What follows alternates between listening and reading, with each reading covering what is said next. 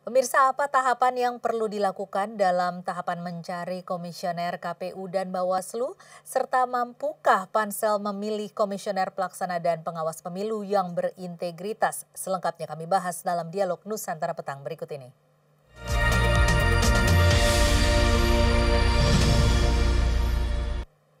Saat ini saya sudah bersama dengan peneliti Perludem Nurul Amalia Salabi. Selamat sore Mbak Amel.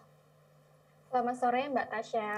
Ya, Mbak Amel, ini pemerintah sudah membentuk, kemudian juga sudah memutuskan dan Presiden sudah menetapkan 11 orang tim seleksi untuk KPU dan Bawaslu. Nah, ini apa saja catatan dari Perludem sendiri?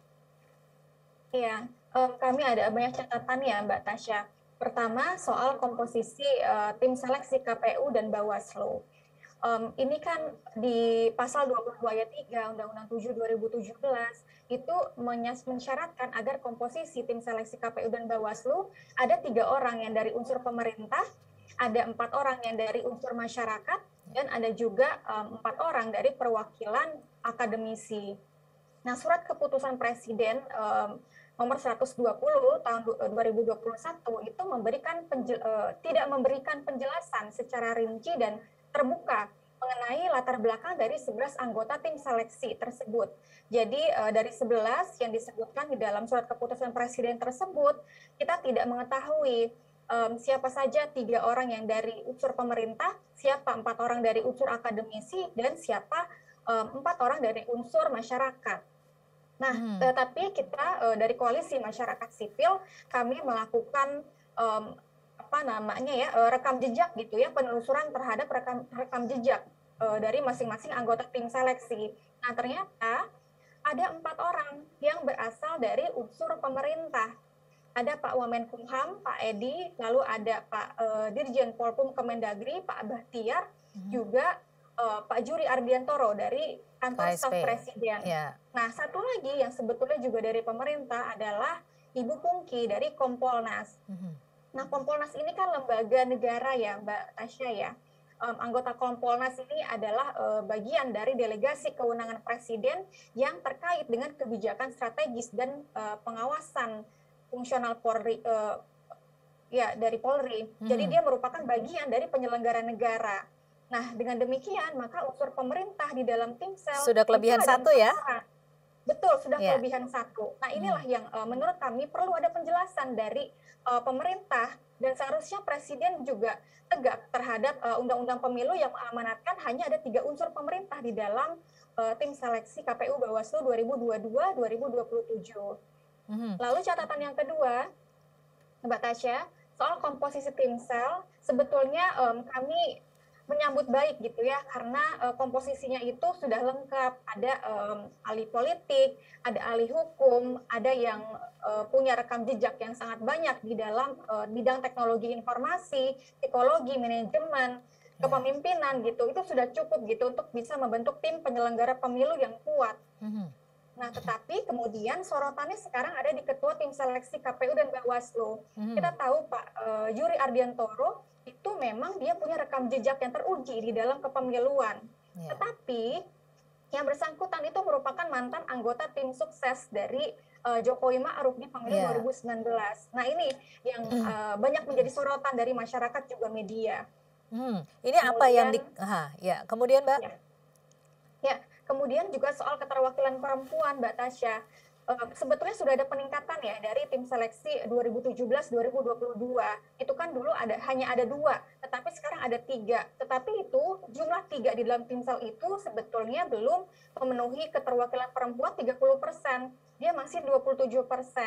Jadi harapannya semoga 8 laki-laki yang ada di dalam tim seleksi itu punya perspektif gender yang baik sehingga bisa menghasilkan KPU dan Bawaslu yang punya minimal 30% keterwakilan perempuan. Juga yang terakhir catatan kami, Mbak Tasya, bahwa ada beberapa anggota tim seleksi yang punya afiliasi langsung dengan organisasi masyarakat atau kelompok tertentu. Nah, kami mengharapkan adanya latar belakang mereka memiliki afiliasi dan organisasi masyarakat tidak membuat tim seleksi menjadi mengutamakan kelompok atau organisasi masyarakat mereka. Baik, ini yang memang sedang menjadi sorotan dan yang sedang hangat diperbincangkan adalah mengenai tim ketua dari tim sel ini ya, Pak Juri Ardiantoro yang Ya, notabene sempat menjadi tim sesnya Jokowi Ma'ruf Amin. Nah, ini memang menjadi sorotan karena dipertanyakan begitu ya bagaimana independensinya nanti begitu kan ya. Nah, ini bagaimana masyarakat bisa mendapatkan jaminan terhadap independensi dari ketua tim sel ini, Mbak? iya.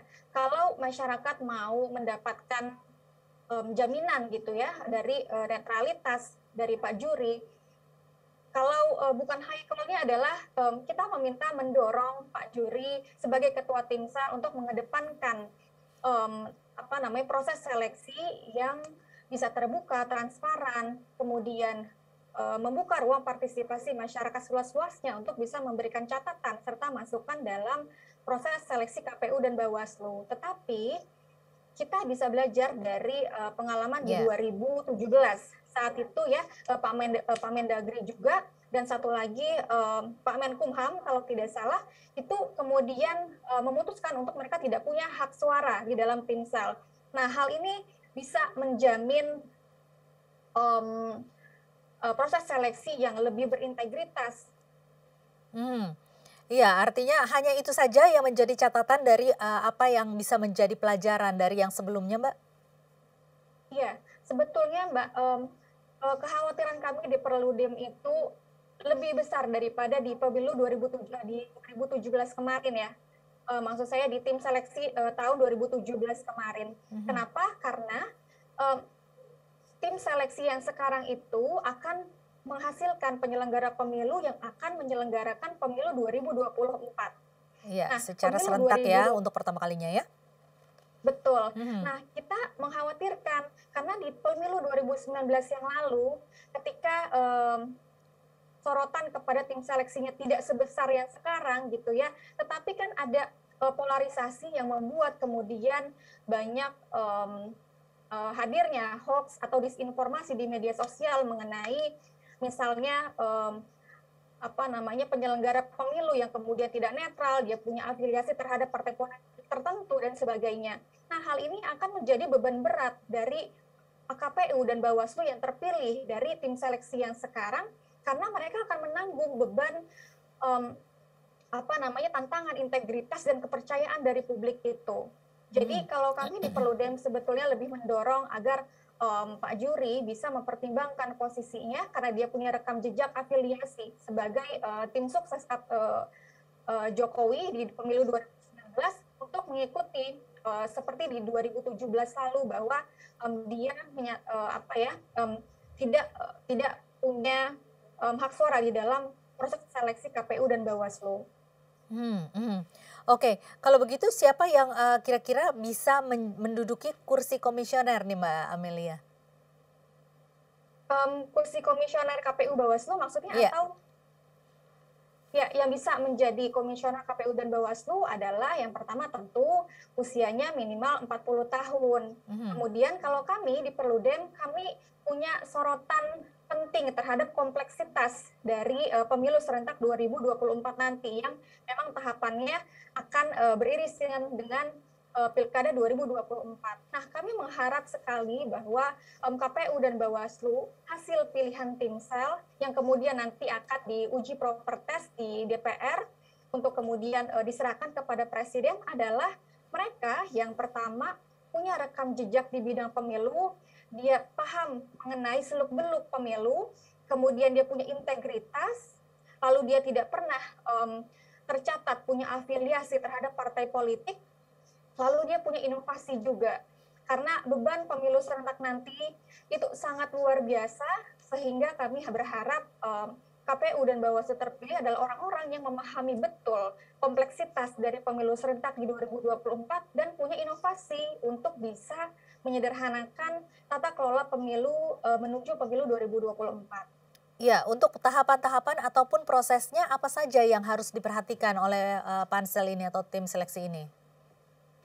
Iya, kalau kita merujuk pada tahapan seleksi yang sudah dikeluarkan juga oleh tim sel, itu kan sebetulnya sama sih dengan tahapan seleksi di 2017.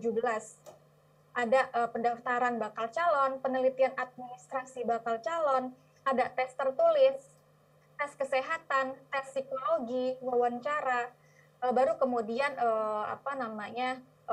tes kepatutan ya di DPR nanti. Nah, yang harus sangat diperhatikan oleh Timsel adalah pertama, memeriksa apakah calon anggota KPU dan Bawaslu itu punya afiliasi terhadap partai politik atau tidak.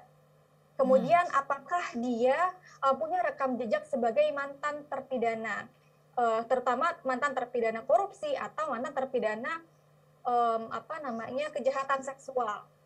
Nah, itu yang harus pertama dalam menyeleksi mereka juga. Terus kami juga menyorot, Mbak, sebaiknya tim seleksi itu juga memperhatikan calon-calon yang memang dia pernah menjadi penyelenggara pemilu atau ya dia teruji punya kiprah di dalam kepemiluan sehingga bisa menjamin dia punya pemahaman yang baik mengenai pemilu sehingga nanti di pemilu 2024 dia bisa langsung jalan gitu karena dia mengikuti tantangan pemilu 2024 itu apa saja. Kalau secara payung hukumnya sendiri atau landasan hukumnya sendiri, ini sebenarnya kan kalau dari komposisi seperti yang tadi Mbak Amel katakan, ini kan sudah tidak sesuai dengan komposisi yang awalnya begitu ya. Apakah ini kemudian bisa diubah begitu? Ya, seharusnya diubah, Mbak Tasya, karena meskipun ya memang belum pernah terjadi hal seperti ini. Makanya itulah kami mendorong pemerintah cepat-cepat tegaskan siapa saja yang 3 unsur dari pemerintah, jangan sampai kelebihan. Karena kalau kelebihan, ini akan menjadi beban dari penyelenggara pemilu yang terpilih dari tim seleksi ini. Nanti dia akan dikaitkan terus dengan, wah kan KPU Bawaslu yang sekarang kan Lebih memang condong dipilih ke pemerintah gitu ya? iya, untuk ke partai politik tertentu atau ke kelompok tertentu gitu. Nah, itu akan sangat berat sekali. Jadi nanti kalau tidak disikapi oleh pemerintah mengenai kelebihan 4 orang unsur pemerintah di dalam tim seleksi, nanti imbasnya adalah integritas dari hasil pemilu kita. Dia akan terus dikaitkan dengan seleksi yang dinilai atau dianggap oleh masyarakat ya memang sudah didesain untuk memenangkan partai politik atau kelompok tertentu. Oke, kalau begitu kira-kira apa yang membuat seandainya saja ini perlu diubah atau perlu dilakukan pergantian, apa saja yang faktor-faktor yang bisa membuat ini bisa terjadi pergantian? Ya, sebetulnya bisa diterbitkan lagi, Mbak, surat keputusan presiden yang baru. Itulah kenapa juga kami kan sebetulnya koalisi masyarakat sipil itu meminta presiden dari jauh-jauh hari gitu ya, sudah memberitahu nih kepada publik siapa-siapa namanya begitu. Memang sebelum presiden memutuskan itu yang 11 nama itu beredar surat dari Mendagri dari Kementerian Dalam Negeri yang berisi nama-nama yang akan disampaikan kepada presiden gitu ya, ada banyak nama gitu. Tetapi itu waktunya sangat sedikit gitu, Mbak Tasya, untuk publik bisa kemudian memberikan masukan kepada pemerintah. Nah, itulah yang membuat sekarang jadi publik hanya bisa kemudian memberikan dorongan kepada Pak Presiden untuk menegaskan tadi yang 4 unsur tadi, kemudian pemerintah taat kepada undang-undang pemilu untuk 3 saja gitu. Sekarang kan dorongannya ada banyak juga ya, agar yang dari Kompolnas gitu yang kemudian mundur. Tetapi sebetulnya tidak harus yang dari Kompolnas, bisa juga dari 3 yang unsur tadi itu ya, ada dari Kemendagri, ada dari KSP, atau ada juga dari Kemenkumham. Baik, kedepannya ini kan mereka akan menentukan rencana kerjanya, kemudian jadwalnya begitu ya. Nah ini bagaimana kira-kira kinerja dari mereka sesuai dengan nama-nama yang sudah masuk dalam tim seleksi beserta dengan latar belakangnya dan juga rekam jejaknya. Nanti kita akan bahas di segmen berikutnya Mbak Amel. Kita harus jeda dulu, pemirsa tetaplah bersama kami. Dialog Nusantara Petang akan kembali usai jeda.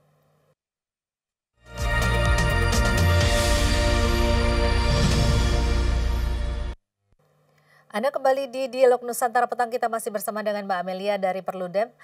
Masih membahas mengenai tim seleksi yang baru saja ditetapkan oleh Presiden Joko Widodo.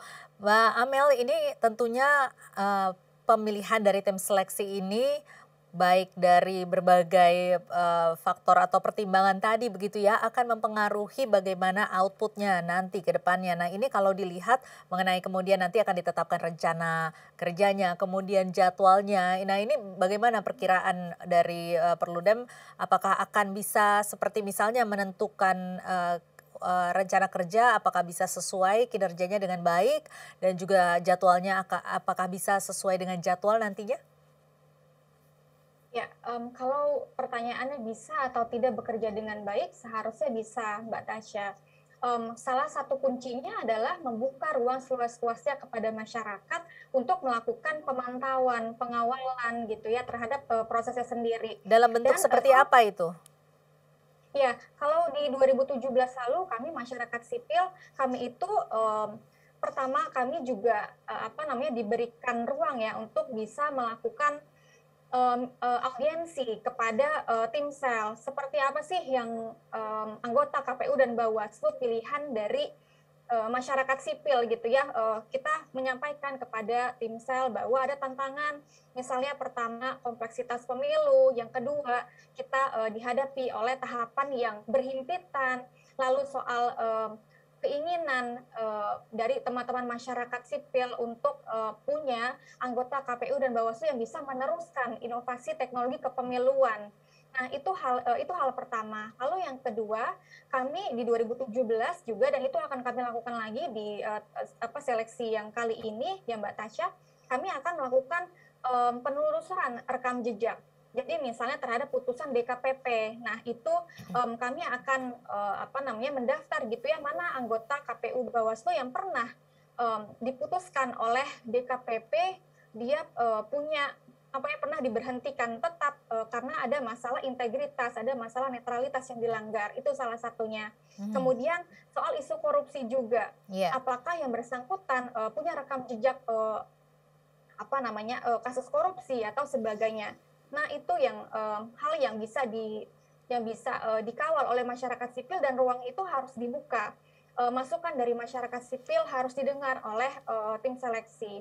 Dan soal terbuka dan melibatkan partisipasi masyarakat itu adalah amanat Undang-Undang 7 2017 tentang pemilu. Ada di pasal 23 bahwa tim seleksi dalam melaksanakan tugasnya dia harus secara terbuka dan melibatkan partisipasi masyarakat. Juga misalnya sewaktu di koalisi masyarakat sipil itu melakukan diskusi gitu ya dengan teman-teman dengan teman-teman media dan juga masyarakat sipil lainnya. Nah, di situ kami meminta agar ada live scoring terhadap berbagai jenis tes yang dilakukan oleh tim seleksi. Misalnya saja di tes tertulis, Mbak Tasya. Nah, itu seharusnya diumumkan tuh berapa skor dari masing-masing calon anggota KPU dan Bawaslu. Begitu juga dengan tes psikologi, tes kesehatan, hasil-hasilnya, penilaian timsel, scoringnya itu harus dibuka kepada publik. Baik, nah ini siapa yang bertanggung jawab untuk mengumumkan, kemudian juga untuk memberi informasi ini kepada masyarakat dan melalui apa, Mbak? Tentu saja tim seleksi yang membuka itu kepada masyarakat. Di 2017 hal itu dilakukan. Jadi kita tahu, tapi memang di 2017 itu yang dibuka kepada publik hanya siapa saja yang lulus penelitian administrasi, siapa saja yang lulus tes tertulis dan sebagainya begitu. Nah, di 2017 ini kami meminta ada keterbukaan yang lebih luas dari Timsel gitu. Jadi agar kan sekarang juga kondisinya sedang pandemi ya Mbak Tasya ya. Iya. Mungkin ada keterbatasan dari teman-teman untuk melakukan pemantauan langsung. Seperti misalnya waktu di 2017 pada saat wawancara kami di Perludem dan juga teman-teman masyarakat sipil lain, kami datang menyaksikan langsung proses wawancaranya. Kami merekam juga, mendokumentasikan dan video itu kami publikasi lagi nih sekarang gitu. Nah, itu yang akan kami lakukan karena memang itu bisa dilakukan karena memang tim seleksinya juga terbuka kepada publik, kepada masyarakat sipil untuk bisa berpartisipasi mengawal prosesnya. Iya, kalau kita ingat, bahwa salah satu komisioner KPU yang lalu ini kan terlibat korupsi. Nah, ini bagaimana caranya untuk bisa mencegah supaya hal ini tidak terulang lagi? Ini bagaimana, apa mungkin masukannya dari, apa namanya, untuk tim sel sendiri? Ya, nah itulah pentingnya kita melakukan penelusuran rekam jejak yang kalau bisa harusnya sangat mendalam gitu, Mbak. Karena memang pengalaman di apa ya di seleksi penyelenggara pemilu mungkin juga di komisioner lembaga negara lainnya gitu. Ada konflik kepentingan. Mhm. Misalnya partai A punya apa sih namanya organisasi basis massa gitu ya. Nah, organisasi basis massa inilah yang harus betul-betul dipotret oleh tim seleksi untuk memastikan apakah em, calon anggota KPU dan Bawaslu ini punya afiliasi terhadap partai politik tertentu dan bagaimana si calon ini kemudian bisa memastikan dirinya tidak akan melakukan apa ya konflik kepentingan di dalam jabatannya. Iya, dengan Itu yang keterbatasan waktu ini mungkinkah masih bisa dilakukan rekam rekam jejak yang mendalam? Iya, rekam jejak yang mendalam itu biasanya kami lakukan kepada mereka yang lolos untuk melakukan tes wawancara. Karena kalau penelitian administrasi itu kita sudah lakukan, mereka apa namanya penelusuran rekam jejak, nah itu akan sangat banyak. Di tahun 2017 kemarin itu ada 1.000 lebih yang mendaftar untuk KPU, belum lagi yang Bawaslu. Nah, jadi dari tahapan ke tes wawancara itu kami rasa sih kami bisa melakukan untuk penelusuran rekam jejak karena memang di koalisi masyarakat sipil alhamdulillah kami punya source yang cukup banyak untuk bisa melakukan rekam jejak terhadap calon anggota KPU dan Bawaslu yang lolos untuk melakukan tes wawancara. Jadi artinya harus ada juga, pihak-pihak lain yang ikut dilibatkan begitu untuk membantu, Mbak? Betul, Baik. betul, betul Mhm. sekali. Baik, kalau begitu ini kan, melihat, banyak sekali juga ya nama-nama yang muncul di 2024 ini. Bagaimana Anda melihat kontestasi Pilpres ini? Karena kan akan berhubungan juga dengan kinerja KPU mendatang. Iya, betul, Mbak. Tetapi kalau saya rasa bagaimana geliat kontestasi politik di 2024 nanti sebetulnya harus dipotret oleh KPU dan Bawaslu dalam hal dia harus punya rekam jejak yang bisa menjamin kepercayaan publik bahwa mereka bisa bekerja dengan netral, dengan independen, dengan transparan dan juga apa namanya dengan berintegritas gitu. Nah, itu Mhm. yang harus dikedepankan oleh KPU dan Bawaslu. Karena mereka meskipun sebetulnya misalnya ya punya preferensi politik sendiri, tetapi di hadapan publik dan dalam mereka bertugas, mereka harus menunjukkan bahwa mereka netral, independen dan berintegritas. Baik, bagaimana kemudian ini pengawasan pemerintah terhadap tim seleksi ini? Ya, pengawasan pemerintah sebetulnya saya rasa juga pasti akan dilakukan oleh perwakilan atau unsur pemerintah yang ada di dalam tim seleksi. Karena kan mereka ada 3 orang, bahkan Mhm. sekarang ada 4. Yang satunya tentu harus diputuskan digantikan gitu oleh orang yang lain yang memang paham kepemiluan. Nah, jadi pengawasan pemerintah tentu berasal juga dari unsur masyarakat itu. Tetapi kemudian nanti prosesnya ketika kemudian kan dari tes wawancara kemudian tim sel menghasilkan 14 nama calon untuk KPU dan 10 calon nama calon untuk Bawaslu. Kemudian itu ke DPR gitu. Nah, itulah pemerintah harus memberikan penekanan kepada DPR agar kemudian memilih di dalam um, tes uji kelayakan dan kepatutan itu adalah mereka yang betul-betul punya rekam jejak yang baik, punya kemampuan punya kemampuan yang baik di dalam kepemiluan. Baik, Anda optimis dengan tim sel yang saat ini bisa memberikan, rekomendasi tersebut, dengan, apa namanya, anggota KPU kemudian juga Bawaslu yang, cukup berintegritas begitu?